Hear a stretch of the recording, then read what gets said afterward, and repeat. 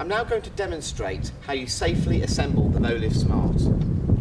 First of all, this elastic needs to be removed from around the legs. To do this, we simply place our right foot on the base of the hoist. Using your 2 fingers, you can then release the elastic very easily. Then safely lower the hoist to the floor. Now we need to lift the column into place. To do this, using the pedals, open the legs on the hoist as wide as you possibly can. 1, 2. Now the legs are wide open, you can now lift the column into the position here on the mast. So what we're doing here is lifting up, putting our right foot again on the base of the hoist, and there the column is located. Now we must put the clamp into position. Using both thumbs, there we are, it clicked in safely. Now release the spreader bar. Take down the metal clip and the spreader bar is now loose. Now using the hand control, pressing the up arrow button, the hoist is now ready for use. I'm now going to demonstrate how we lift somebody using the MoLift Smart. Taking the Smart towards Steve in this particular case, I would need to open the legs to fit around Steve's wheelchair. I'll do this by pressing the foot pedal at the bottom on the left. By pressing that pedal, you can see there the legs are opening on the hoist. The cord has an exceptionally good length on it, and that's so we can actually take the hoist in towards Steve, and I've got control of the hoist and making sure that the person being hoisted is also safe.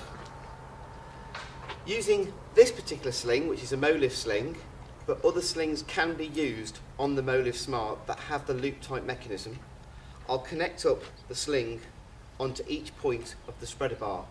In this particular case, 4 points.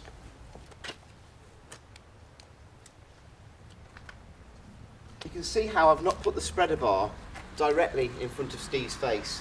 It gives a lot more comfort to the person being hoisted.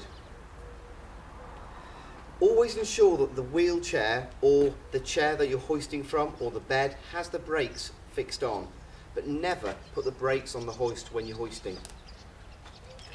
Now using the hand control and the direction of up on the arrow keys, we can now safely press the button and we'll go to lift Steve. Now Steve is quite a tall gentleman, but as you can see there, his head is nicely kept away from the spreader bar and it's lifted him in a superb sitting position. Now allowing me to safely pull Steve away from his wheelchair and place him onto his commode, another wheelchair, onto the end of the bed. Again, pushing him back to the chair, it's very lightweight. I can push Steve back towards his chair, come around,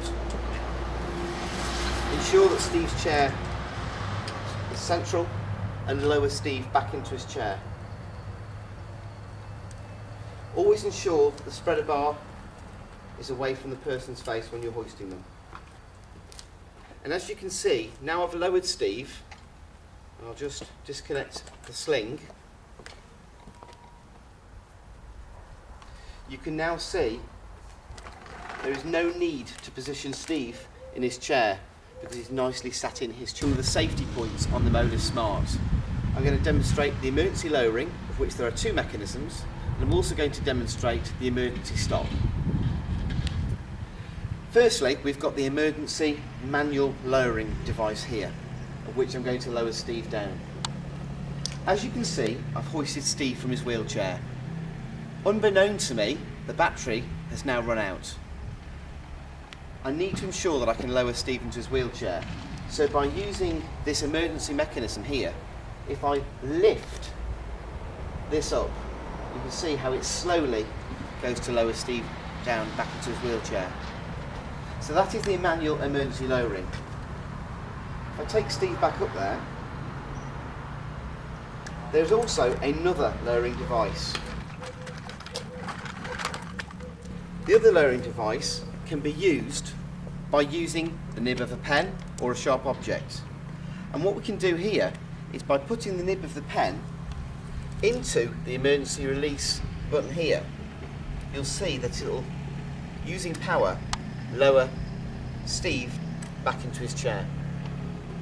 So just to clarify, we have two emergency lowering points. We have the manual emergency lowering point if there is no battery power in the hoist, or we have an emergency lowering point here which is operated if there is battery power and for some reason if the hand control is not working.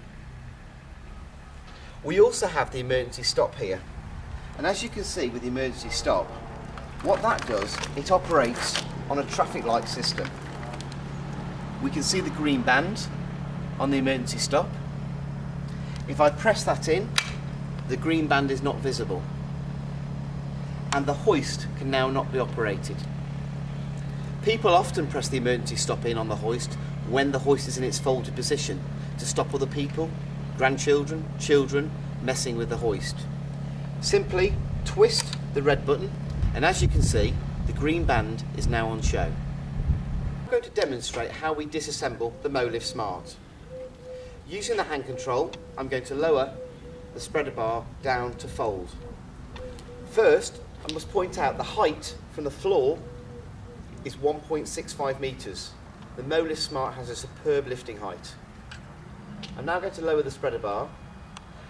Another point to mention is the 4-point spreader bar, which is unique on the MoLift Smart. It offers greater comfort and dignity when you're hoisting a patient or person in the hoist.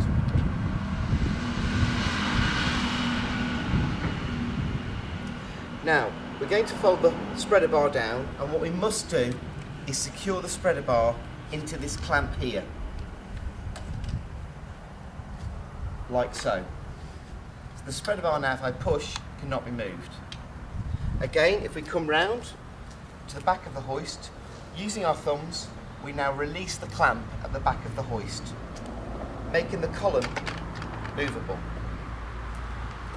Again, it's all about technique, and what we do here is using our right foot on the base of the hoist, position yourself and lift the mast out of place. And again, we can now fold down the hoist. Using the pedals, take in the legs, and now what we're going to do is lift the hoist from the front.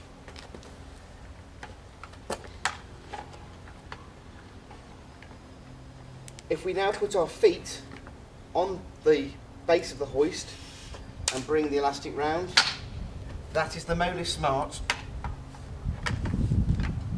folded.